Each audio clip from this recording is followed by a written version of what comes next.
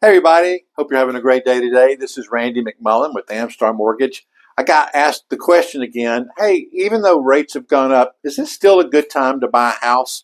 So I said, let's just do some real quick numbers and take a look at it. So that's what I did. I just want to give you a real quick synopsis of what this is going to look like. So I thought I'd try to be as fair as possible. So I took a rent of about $2,500 a month. And then I said, basically you're going to get about a maybe 1.5, 1.75% increase. So I said your rent goes up $50 a year from 2,500, 2,550, 2,600, and in year 10 it's 2,950. Year 20, it's 3,450, and year 30 it's 3,950. So I just took how much you would spend in rent over that course of time, and then I compared it to a purchase if you're buying a $400,000 house on a conventional loan, which is 5% down. And that would give you a loan amount of $380,000, and I used a rate of 6.75%. Now, here's the thing I want to tell you: you can take the information that I'm providing here, and you can modify it to suit whatever parameters or whatever, idea that you have about what you think rents will be in the future. But I just did this to kind of give you an idea and a framework that you can use to do your own comparison.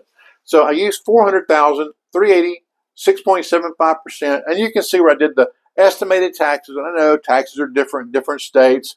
Insurance going to be different in different areas. And PMI, of course, that's going to have to do a little bit with your credit score and what loan program. But I just tried to use some generic numbers, and I came up with a payment of $3,089 per month. And so I use that over here on the buying side of $3,089. Now, I said in year 6, I'm going to refinance down to 6.25.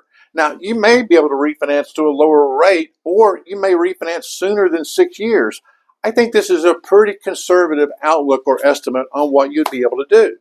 And then on year 10, I said PMI is removed. Now, honestly, I think you'd get rid of PMI a lot faster than that, but I wanted to take a very conservative approach to this so that you'd have a realistic comparison. And then I took the numbers. Now, if you'll notice in year 10, wow, the payment went down. Your taxes may have gone up a little bit, but because you refinanced to a lower rate and because you removed your PMI, your payment actually goes down. And then in year 20, I said your payment's $3,200, and I just increased a little bit for taxes going up. And I did the same thing again all the way up to year 30. Now, one difference between renting and buying is repairs and maintenance. So I added $72,000 to the purchase side, and that's for painting. Maybe you need a new roof or you need to get HVAC work done. But basically about $200 a month, $2,400 a year, I think gives you a nice little buffer for some of the repairs that you might have. So I added up what's the total of all these payments over 30 years and the total of all these payments plus maintenance over 30 years. And you can see that the purchase was $1,208,340. Renting came out a little cheaper, $1,161,000. But here's the thing. If you're not planning on living past 30 years, there's your number right there.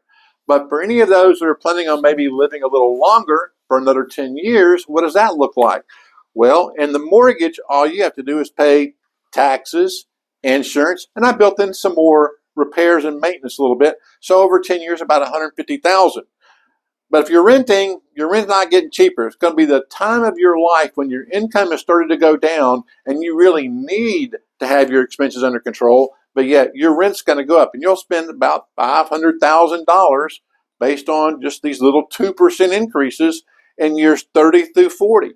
So then I took the whole thing and I said, well, wait a minute. At the end of 40 years, purchasing a home, actually $1,358,000 versus $1,668,000 came out a little bit more advantageous. Oh, by the way, net equity, $800,000 in equity if you purchased and zero equity if you rented. Now you're saying, well, I want to pick the right time. Anytime you pick this, you're going to impact this number here, your years 30 through 40. Because if you wait and you keep putting this off, you're just going to be paying rent for a longer period of time. Now, I tried to look at a couple other things just to factor this in so you can have the whole picture. And I said, well, wait a minute. With the house, you're going to get tax deductions. You're going to get property taxes, which I estimate about $198,000 over the course of the term. And property mortgage interest, it's $507,000. So you're going to have $705,000 in tax deductions. You know what? Don't even include those. I don't know what your tax structure is, and maybe that's going to be a big benefit for you. Maybe it's not. But it's just something you need to consider for your situation. And here's the other thing. As you're getting through this, and you're in year 30, and you just paid off your mortgage, and now all of a sudden you're getting those retirement years, and you could use a little extra money. Well, if you're renting, all that extra money, it's going into your rent. But if you have a mortgage, there's a product called a reverse mortgage. And now you can start taking the equity out of your home without selling your home. And maybe you take out an extra $3,000 a month to supplement your savings, to supplement your Social Security income. But boy, that sure is a nice little benefit to have. And then, of course, the other thing is financial security. If you have your own home, you have that peace of mind. You have more financial security.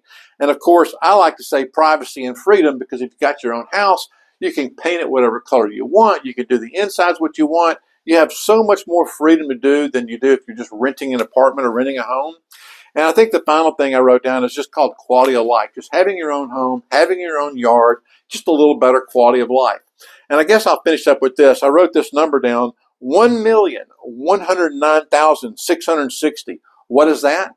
Well, that's the difference between what you spent in rent and what you spent in a mortgage and the $800,000 that you have in equity. So buying, in this example, comes up over $1 million better. Now, I know there's a lot of different examples out there. Maybe your taxes are different, but this just gives you a framework that you can use to make your own comparison to see how much money you can save in buying versus renting. I hope that helps. If you have any questions, shoot me an email. This is Randy McMullen with Amstar Mortgage.